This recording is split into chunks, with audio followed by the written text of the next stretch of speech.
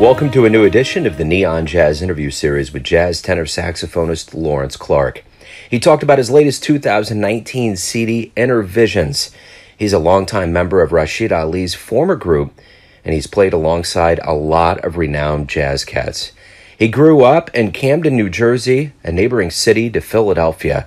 He came from a non-musical family, and he took a liking to music at an early age and first began playing the alto and baritone. After graduating from high school, he got a partial scholarship to attend the Berklee College of Music, where he changed his focus on tenor sax, and his narrative took off. So please get to know him and dig this interview, my friends. Hey, Lawrence, thank you for taking a minute out. It's an honor to speak with you today. Oh, thank you, man. So let's go ahead and talk about your latest CD, Inner Visions, and I want to know from you, what was your artistic vision with this project? Relationships, the struggle with music sometimes, wanting to just do more, musically, work-wise, just a bunch of different things. And some of the songs that I wrote for the album is definitely a reflection of those various experiences. And I really wanted to somehow get it across, to the audience, to the people that are listening to the CD and stuff like that, and the songs, and hopefully they can experience those different feelings. So it's more like on the emotional side. What was it like to work with the likes of Jeremy Pelt and Dwayne Eubanks? You had a great ensemble around you. That had to be a joy to be in the studio with them. Absolutely. I've known Jeremy Pelt for a long time. We both met at Berklee College of Music. I was 19 and he was 18, I think. We're like a year apart. I won't say our true age. But that, Jeremy is amazing. A great writer, great musician, just extremely well-rounded musician. And it was an honor and privilege to finally, record with him. I'm going to go back to the beginning of your life here. And you grew up in Jersey, but you were bordering Philadelphia, the land of Coltrane. So talk to me a little bit about what your childhood was like and how you really got into not only music but jazz. Okay, well, yeah, I was born and raised in South Jersey, Camden, New Jersey, to be exact, which is actually very close to Philadelphia.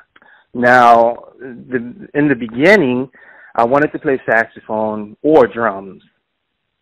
Those are the two instruments that I will always see. And one day I decided that I'm going to go to the band room when I was in middle school, Hatch Middle School.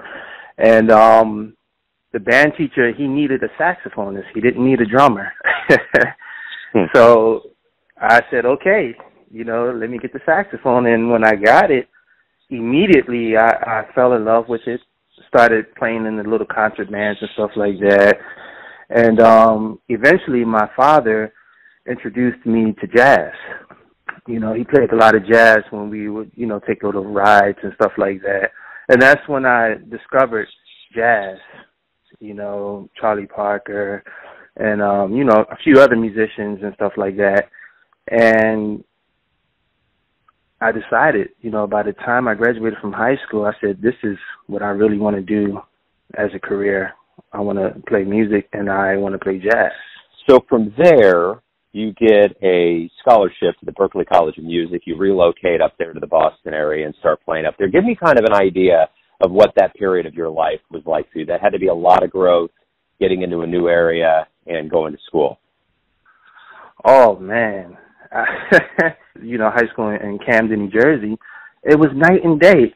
So that whole duration, I spent about 6 years in Boston, was just a learning process. Like, it was on so many great musicians all around in the Boston area.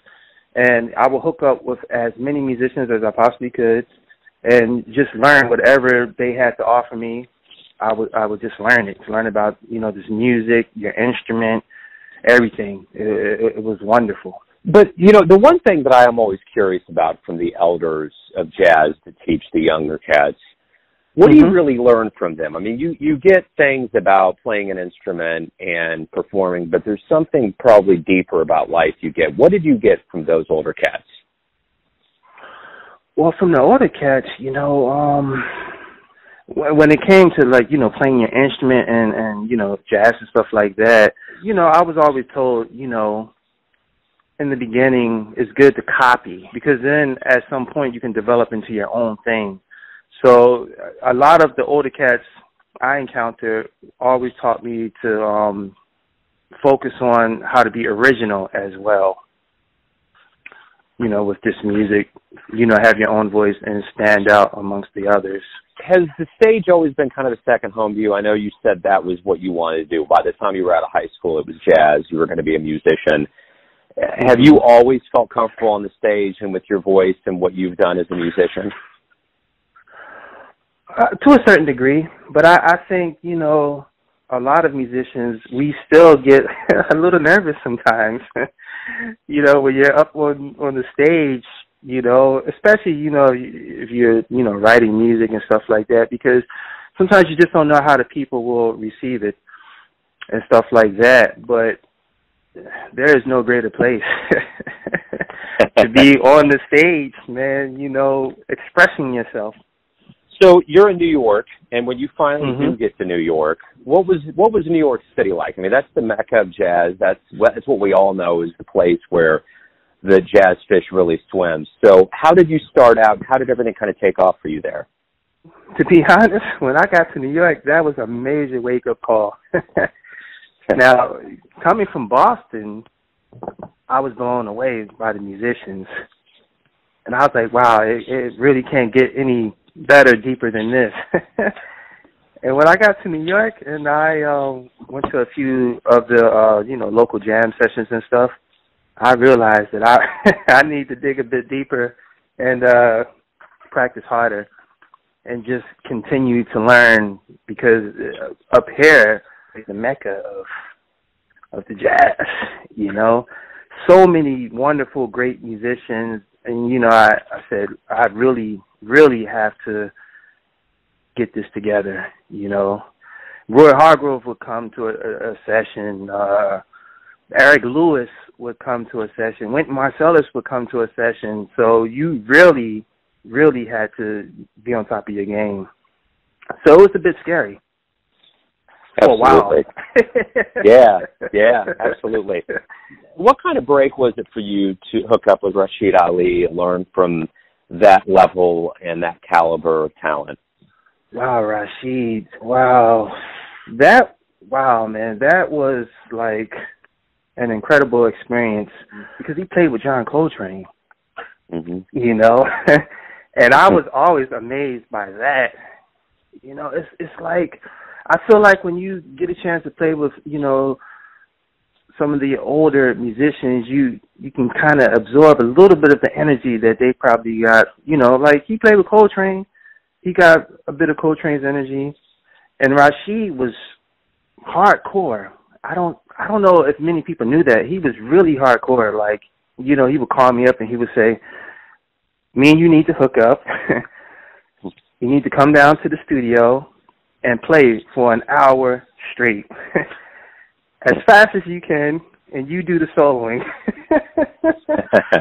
And you know, I couldn't do it in the beginning. It was hard, you know. But the whole point was to build up my endurance and strength. You know, he kind of mentioned that, you know, he did that with Train, and you know, they wouldn't always talk; they would just play and long. So, you know, all that. I got, you know, where I'm at now, I owe a lot of it to Rashied. He really helped me to get to other places that I wanted to get musically. And, you know, I'm very grateful for that. Are you happy with what's happened up to this point in your career? Are you a satisfied musician with where your career is and what's happened up to this point? I'm definitely happy for, you know, all the experiences I've had from the time I came here up until this point, into the future too. I never want to just be like, okay, this is good enough, you know, because there's always more to be learned. You can always improve, you know, in all aspects of the music, you know, life, everything. So one side of it, I'm happy, but the other side of it, I'm still pushing forward, you know, still pushing forward, man. Right on. So let me ask you this. When you were coming up and you were younger, what was one of the first live jazz shows you saw that really moved you? Grover Washington Jr. in Philadelphia. My father was a huge fan of Grover Washington, and he surprised me one day. You know, I had just started playing the alto saxophone, actually. So Grover Washington Jr. concert, and I was blown away. I was like, wow. You know, how can this guy play so long? I think the show was like 2 hours. Wow. And I was completely blown away. So let me ask you this. If you could get into a time machine and go back and catch anybody live, anyone, anywhere, where are you going to go? Who are you going to see? I would like to see Dizzy Gillespie. Really, I would love to just learn. He's definitely one of my favorites for sure. You know, along with Bird and, you know, all the greats. But there's something that draws me to Dizzy Gillespie. It's all going to come down to this. Everyone has their version or their interpretation of who they think you are. Your family, your friends, your colleagues, fans. But you know yourself best. Who do you think you are? I think I am Lawrence Clark, Yeah. the man that's evolving to greater things. Perfect. That's a great way to wrap everything up. Lawrence, hey, thanks, man, for opening up about the new album and about your life and music. I really appreciate it. Hey, thank you, Joe. I appreciate you, man. Thanks for listening and tuning in to another Neon Jazz interview, where we give you a bit of insight into the finest players in Philadelphia, New Jersey, Kansas City, and spots all over the world, giving fans all that jazz. And thanks to Lawrence for his time, music, and his stories. If you want to hear more interviews, go to Famous Interviews with Joe Domino on the iTunes Store. Visit neonjazz at youtube.com. And for everything Neon Jazz, go to the neonjazz.blogspot.com. Until next time, enjoy the jazz, my friends.